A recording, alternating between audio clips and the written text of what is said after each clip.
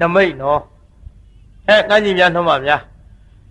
ဇဘူရိနမိတ်ထွန်းတဲ့ကျုံးဆိုတာဒီကျုံးကွနမိတ်ဟေ့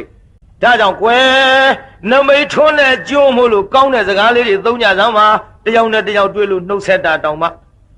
အတုမဘယ်ရပြန်လားကျမဈေးရပြန်လားအတုမချမ်းသာပါစေတော်တော်နဲ့ချမ်းသာပါစေတော်ကောင်းမှုလားပြိဿချမ်းသာပါစေပြောကြစမ်းပါ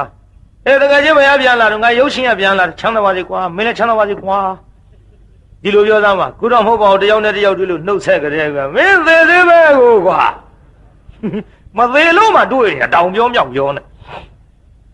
ဒီထက်တယောက်နဲ့တယောက်စီဝါရေးမွေးလိုက်တယ်ဘယ်နဲ့တော့ဟေးတယ်မင်းတို့စီဝါရေးရှင်နေဆင်းပြေလာတယ်ငါလူရေးတော့မစားတာပါဘူးကွာခင်ဗျားတို့စကားတွေကဟုတ်ကုန်မဟုတ်ဘူးဇဘူရိနမိတ်ထွန်းတဲ့ကျွန်းကောင်းတာကိုရွေးပြောရင်ကောင်းတာကိုဖြစ်နိုင်သည်မှန်လားပြိဿ